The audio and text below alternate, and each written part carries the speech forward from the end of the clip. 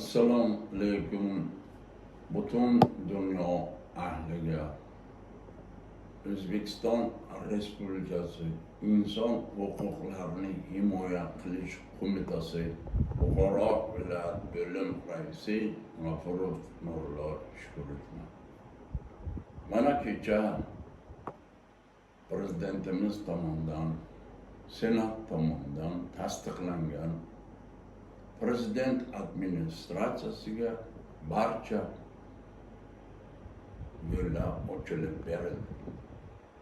Ular Prezidentdan chiqqan farmon, qaror, Senatdan tasdiqlangan moddalar, Vazirlar Mahkamasidan chiqqan qarorlarni viloyatlarda, joylarda yechib borishi lozim. Birinchidan, biz 17 ta xatni Saida Shavkat Unaga uzatganmiz. Yana qaytarib aytaman.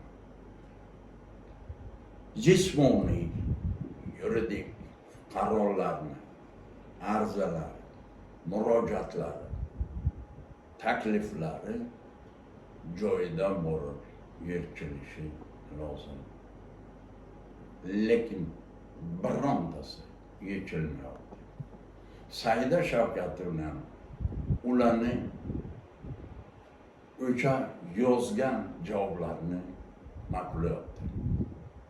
Ma'qullashdan oldin o'sha joyda borib bayonnoma yoki dalolatnoma tuzilib, o'sha qo'ni-qo'shni fuqarolar chaqirilgani, ularni qo'li, o'sha uydi egasi, o'sha fuqaroni qo'li bo'lishi lozim. Birontasi bu ishni qilmaydi. Birontasi na prokuror, na departament adliya berib turibdi. Adliyaga gap yo'q, adliya beribdi. Qonun doirasida ko'rib chiqilsin diyor. Lekin birontasi ko'rmaydan, qilmaydi. Mana sizga bitta misol.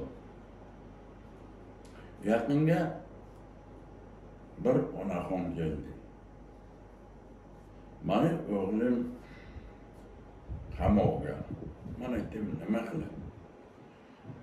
Ana o'g'lim bilmasdan o'rtoqlari bilan turgan 14 yoshar qizcha buzilgan boshqa bir bola tomonidan bu yon turganiga ana onasi arza bergan. Onasi arza berib, yana qizcha menga tegmadi deyapti. Lekin 14 yoshda davlat da'vosi bor. Nimaga ularni ko'rib chiqmaydi? Yo bir ayol qilmagan ishiga prezidentimizning chiqqan farmonlar ijrosi umuman bironta farmonni yana qaytarib aytaman. Bironta farmon ijrosi ta'minlanmaydi. Bu hammasi otiga xo'ja qo'rsinga. Mana yaqinga bir ayol 7 oylik prezidentimiz qaror chiqaruvdilar. 2 oylik, 6 oylik, 10 oylik emdiraydigan, sud beraydigan bo'lsa, tergov xonasidan, sud zalidan, qamoqdan chiqarilsin degan. Bu nima bu? Qani farmoningiz, qani qaroringiz? Qishloqlarda suv yo'q, gaz yo'q, svet yo'q. Biz mustaqil farmon chiqibdi, bajarilibdi. Tera bajarilibdi.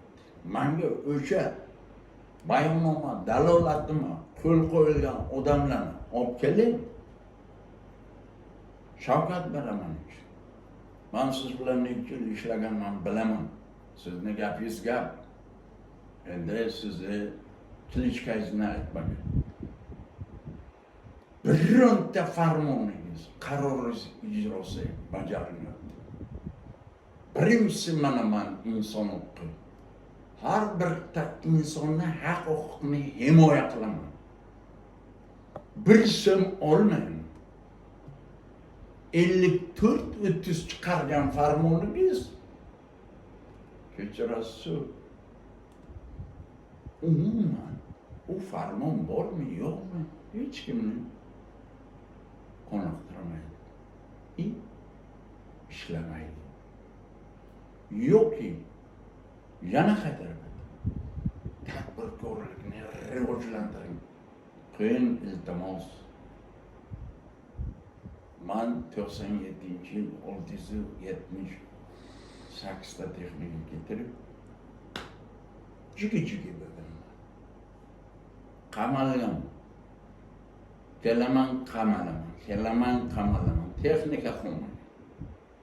Mayli, 2006-yil siz bosh vazir edingiz. Man ko'rpa zavod bilan zavodni keltirib qo'ydim. 8 yildan keyin uni ham oldim.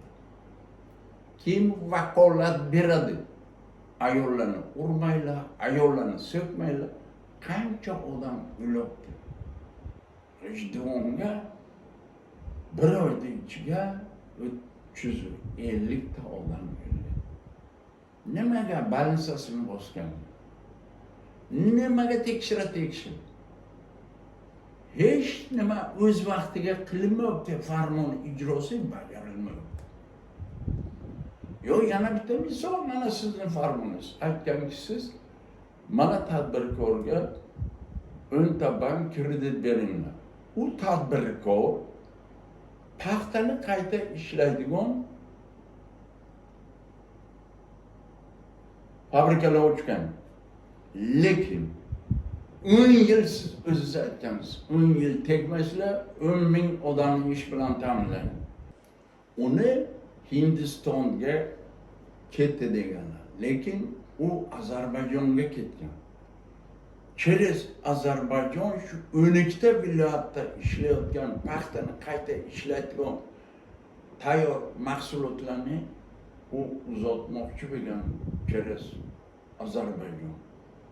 Bizni ichki ishlar, bizni banklar, bizni soliqlar hammasi yozib uni o'sha yerga qamatgan. Shu yilga kelib bitta tashkilotini, o'sha fabrikasini shunagina bankrot deb qo'ygan. Shu yilning oxiriga 10 ta tashkilot, 10 ta viloyatdagi ishlab turgan odamlarni besh qiladi. Bunga kim kafolat beradi? Kim sizni farmon qarorlaringiz to'g'ri deb aytadi? Даже уже xalq ishonmay qoldi. Bizga kabinet bermagandan keyin уже ishonch bormi? Biza inson haq-huquqlarini yana qaytarib aytdim. İnsanlar uchun yugurib, shular uchun farmoningiz 54-30 bajarilmadimi? Qolgan barchasi bir teng. Sog' bo'linglar, ishlaringizga muvaffaqiyat, yaxshi kunlar bo'lsin.